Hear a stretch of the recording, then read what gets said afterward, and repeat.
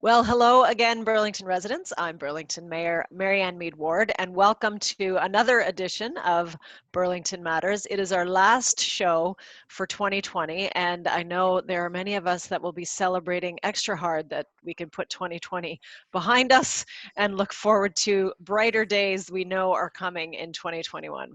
As always, I have a stellar panel with me today. I've got Robin Bailey, the Executive Director of the Burlington Food Bank, and I've got Jean Longfield, the Chair of the Gift of Giving Back. And they're both going to talk to us a little bit about what the holiday season looks like for them, what's ahead, and really what it's been like to be a nonprofit organization in the middle of a global pandemic and how they have pivoted and kept going strong and serving the residents of our fine community. So I'm going to start with you, Jean. Talk to us a little bit about the Gift of Giving Back. I can't imagine there's somebody in the city who doesn't already know all about you, but maybe there's some new folks. So let's enlighten them about the amazing work of the Gift of Giving Back and what you do here in our community.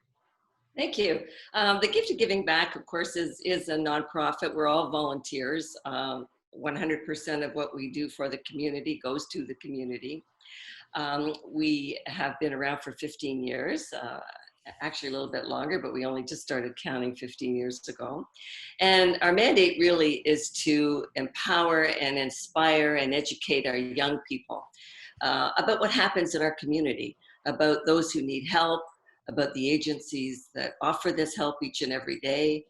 And we try to lift our kids up so that they in turn can lift other kids up. We want them to be champions of those kids. We want our kids to understand that, other kids live in difficult situations, in difficult family situations. And those kids never get over those memories sometimes. There's a lot of despair in some of those homes. There's difficulties coping. And we want those kids to be lifted up and to be encouraged so that they have a level playing field. So that's really the mandate of the gift. And you do, among other things, you do a major food drive. So let's talk about what it used to look like pre-COVID, and then we'll come back to what it is going to look like now that we're in COVID for a while. So we work with youth organizations, our partners, Burlington Eagles, of course, who are the founding members of the gift, Burlington Barracudas, Burlington Minor Baseball, Burlington Soccer, Burlington Gymnastics, Burlington Cougars Junior A Club. So we bring these youth, and of course the schools, our elementary and high schools, and we bring all of these organizations together, to try and create, a synergistic force that allows us to hold a very, very large food drive in November, and one sort of half that size in June. But of course, this year with the sports organizations being, unable to do their usual things, we have been unable to do that as well. So we'll, but you found a creative way around that. We'll come back. We'll come back to what that looks like. I want to turn to you now, Robin. Talk to us about the Burlington Food Bank, what it's like pre-COVID. How many families would you serve, and how things have changed since COVID hit our community? Sure. Thank you first for having us. Jean has been a longtime friend. I've worked alongside her for a long time with the Gift of Giving Back. It's an awesome organization. So, but yeah, for us, things have changed dramatically. We've seen quite a bit of an increase. We typically served around 300, 350 families last year per month. This year, we're up around 450 or so. So it's a substantial increase monthly for us. On top of that, a number of people have had to use us multiple times in a month rather than they're allowed to come once every 3 weeks. And a lot of people are taking us up on the every 3 weeks, it's great that we're here and able to help people that way. And one of the big things that happened for us was, I think it was mid-March when COVID kind of hit and things changed drastically for us. And we made a really quick pivot and became a delivery only, trying to become contactless and keep people out of our space, just so that we can keep our volunteers safe, and more importantly, make sure that people are able to stay home and abide by all the sort of things that are going to help us get through the pandemic quickly. We added curbside a little while ago, and that's worked well too. That people are taking us up on that. That they want to get out of their homes, but at the same time staying with contactless and making sure that they're able to get the food in a safe manner. We're all having to do new things in different ways. So, Jean, coming back to you, what have you got planned for the holiday season? I know you've done some different things over the year of COVID. That we'll call it that, the year of COVID. What have you got coming in December, and how can people help out? We are really excited to for our upcoming plans in December. The wonderful folks at the Burlington Center, who have responded to the needs of the community, have offered us a store, and we have been busy outfitting the store and making it festive. And we're going to be open Thursdays and Fridays, Saturdays and Sundays, every weekend now until Christmas. And it's going to be a drop-in center where folks can drop in. They can pick up our blue bags there, and they can fill those blue bags up, and they can drop them back full of food, we hope, for others. In the meantime, of course, this year too, we had two drive-through food drives, one in June and one in September with the Applebee Festival. So we've been trying to respond, doing what we normally do, and trying to answer and serve the community. But as you know, it's been very challenging for us. And I just love the creativity that, you're not letting it stop you. The pandemic isn't stopping anybody in our community. We're just finding new ways to do it. So making sure that people know how to, where to drop off, and is there a list somewhere that they can go online and look to see what's most needed, or what you're suggesting that people collect, or just basically put your favorite things in a bag and drop it off? Yes, I think so. And of course, it's holiday time. So, things that kids enjoy eating, and, the food staples, of course, and all of the things that make a house a home at Christmas time that people like to enjoy. Please think of others at this time, and what you might like to enjoy. So that's awesome. Robin, there's a lot of pretty exciting news in your world in food banks, and we have many across the country. We have many across the city, unfortunately, organizations that come together to make sure that nobody in our community goes hungry. Talk to us a little bit about some of those recent changes, and how you're working with partners, not only in Burlington, but provincially as well.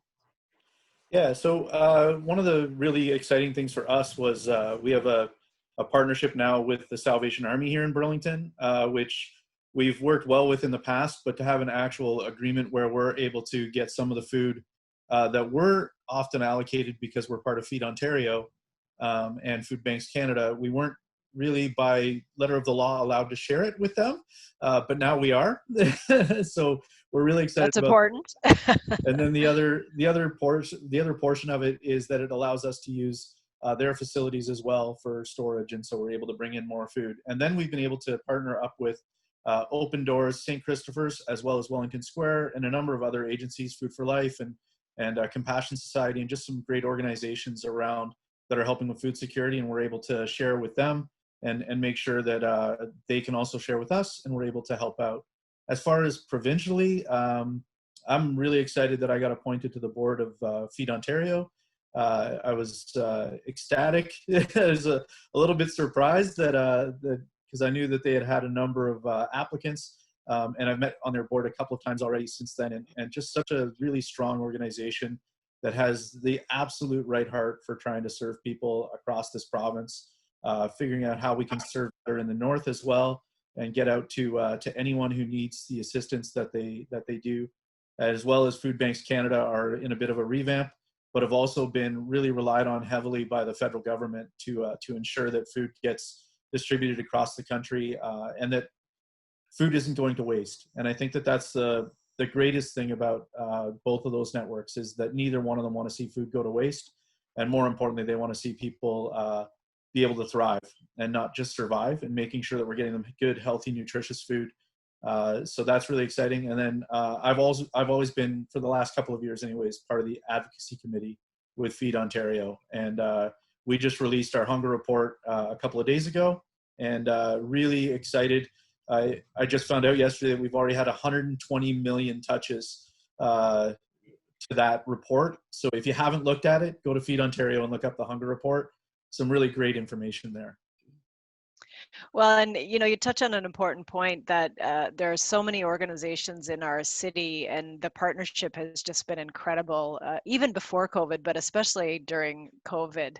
And there's an impression of Burlington as being a very wealthy community. And we certainly have a lot of wealth here, but we have a lot of folks who are struggling and live in poverty, or are don't have enough to eat, have very precarious employment, and they're not as visible in our community as they might be in others. And so people sometimes think that it doesn't exist here in Burlington. I used to get teased all the time when I would go to Toronto for my media shows, or even talking sometimes to other mayors, that, what problems does Burlington ever have? You don't have any poverty, and there's a Lexus and a BMW in every driveway, right? And there's a few people who have that, but the fact that we have these organizations, and as you said, Robin, earlier, the increase every month in the number of people needing your services, the increase in the frequency of people needing your services is, we are no different than any other community in terms of having people in need. And as a caring and inclusive community, we want to make sure that they feel welcome in our community. So I want to talk to you, Jean, about just what have you learned through COVID? What has changed either in your organization or the way that you've seen people do things? That I always like to leave on a happier note, leave the year on a happy note. What are our silver lining? We got to wrestle it out of this year, I think, but what are some of the silver linings for you throughout this year, and just learning to adjust to this situation that we find ourselves in? COVID has, I think, shown us all that we're all part of that human condition, that we're all connected to one another. We're all together in things. And I think that's been an eye-opener for many people. And it's been a very difficult time for a lot of folks, especially the folks who are vulnerable in our community. There's over 15,000 of our kids in Burlington who live in poverty.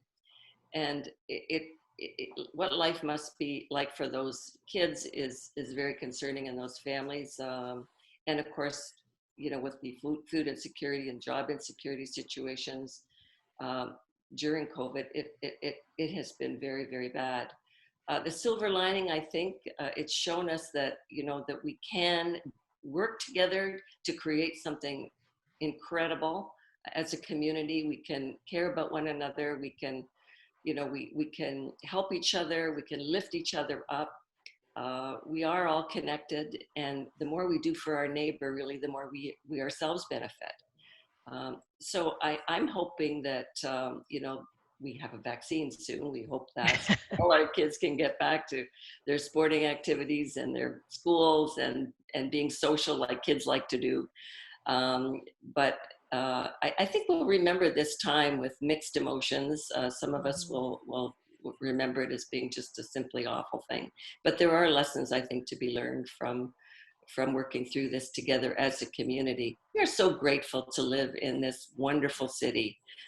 We have a wonderful, wonderful city to live and thrive in.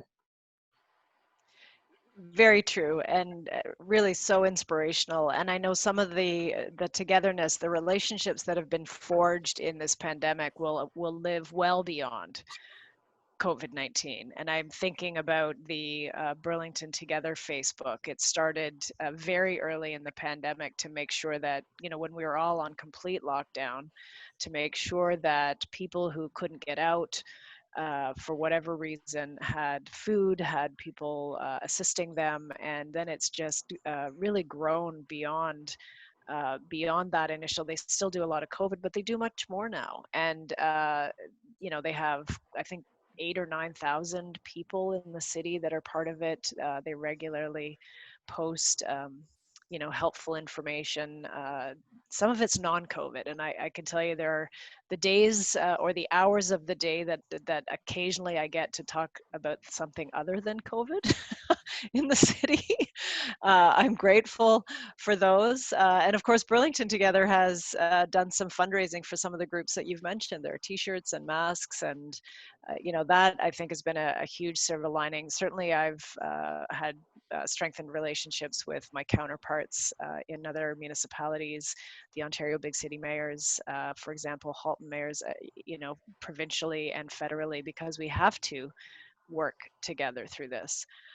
Robin, what's been a silver lining for you throughout all of this? Yeah, I mean, obviously a lot of the similarities with what Jean was saying, but even just for us with our volunteers and seeing their resilience, and as just running stats, we've had over 10,000 volunteer hours this year, which is just incredible, of people who've stayed upbeat the entire time and offering to volunteer even more for us. And we're like, well, we're cramped quarters. We got to make sure we're still able to give our distance.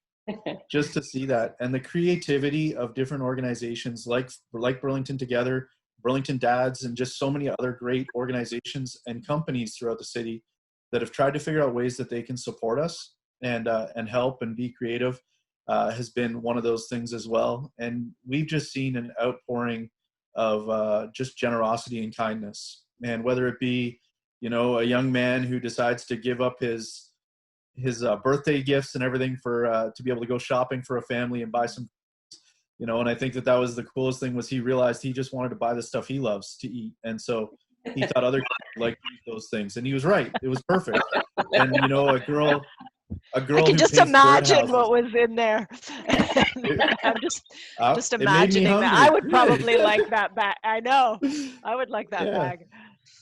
And, or a girl who's painting birdhouses and selling them and then donating all the money to the food bank to be able to support families. And just very cool to see those types of things. And it has been very encouraging for us here at the food bank. A number of those relationships we already had with other agencies get much stronger. And I think that the promise and the hope that I have is, and I can see it, that it's going to happen, is that that's going to continue on. And it's just going to get stronger and stronger.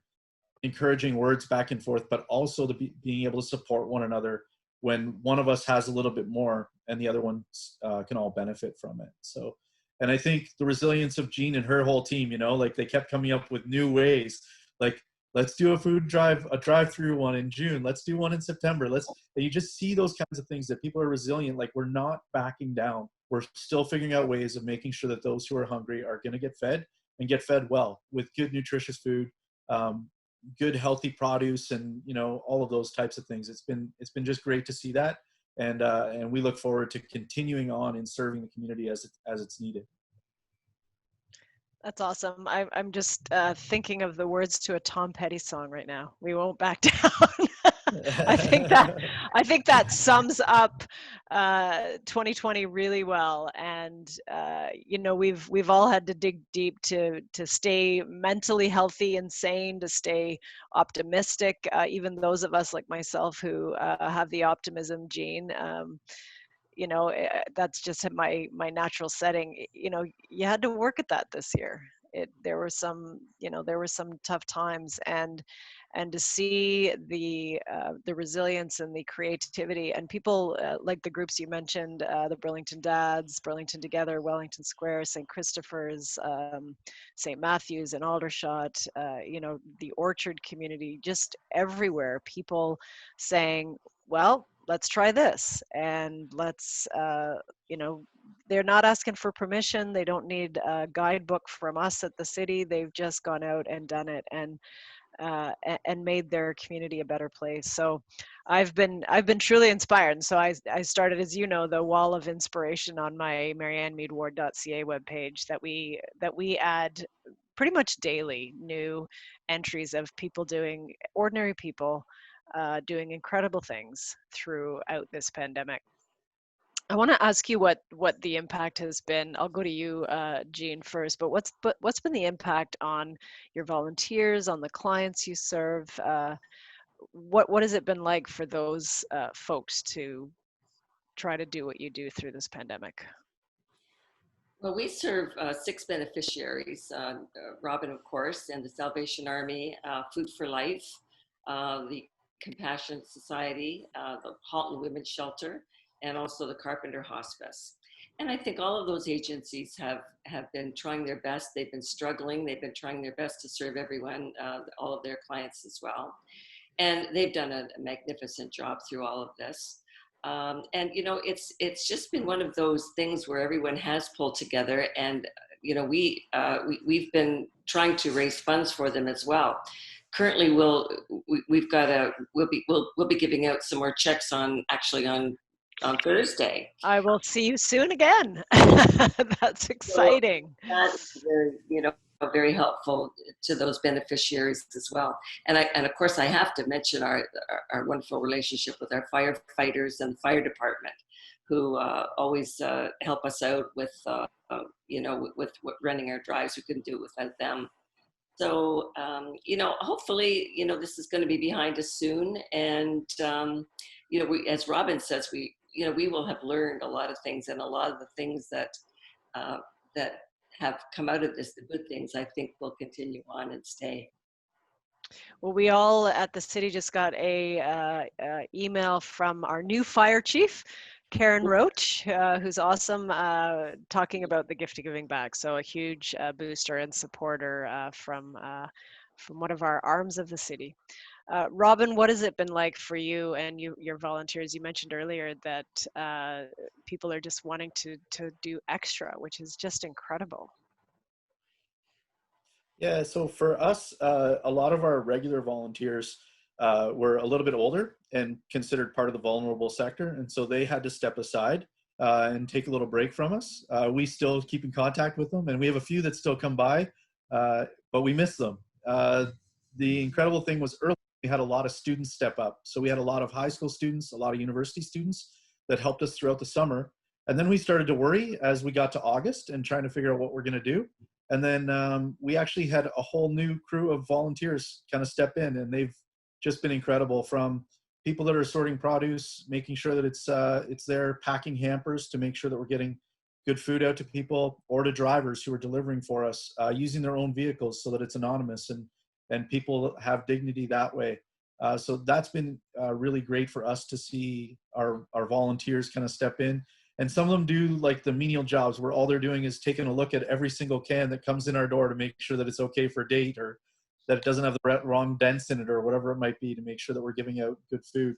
And then as far as our clients go, we've seen a really large increase in the number of seniors that we've been able to support.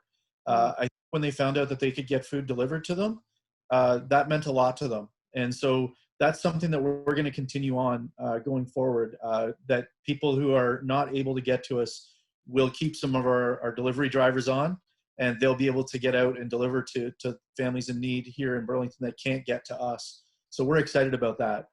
And again, that's fantastic. Yeah, that's we've just fantastic. Just seen some really great things step up. Yeah. Well, we just have a minute or two left. So this being December and the season of giving and love, giving and receiving, what do you hope to get for Christmas? Each of you, I'll ask you, Jean, first in a word or two, and then Robin, and then we'll wrap up. Go ahead. I just wish that everyone has a wonderful holiday season, that everyone stays healthy and safe, and that they remember to give back to others. And we just want to thank you and council for keeping us going and keeping us safe too, and allowing us to get through this safely and together. So thank you. Thank you, Jean. And Robin? A little bit of rest for my staff. some rest for our volunteers. I think that oftentimes you get into that compassion fatigue where you just keep pushing yourself and you don't realize that you're getting tired. So for those who are out there wondering, you know, even in talking with Feed Ontario, their staff is tired. So we just really want to everybody get rejuvenated and get back into feeling more like themselves and just have that rest and a little bit of there's a lot of comfort knowing every day the great things that we're doing here in the food bank. Well, that's my wish for Christmas is a little bit of downtime and reintroducing myself to my family. It's been quite a year, and I know that that's coming because our community is in good hands with people like you. And so, Jean Longfield, Gift of Giving Back, Robin Bailey, Burlington Food Bank. Thank you so much for joining me today. Thank you so much for everything that you do for our community and will continue to do well into 2021. We have brighter days ahead. And thanks all of you out there who have been tuning in. This has been another episode of Burlington Matters. Signing off, I'm Burlington Mayor Mary Ann Mead Ward.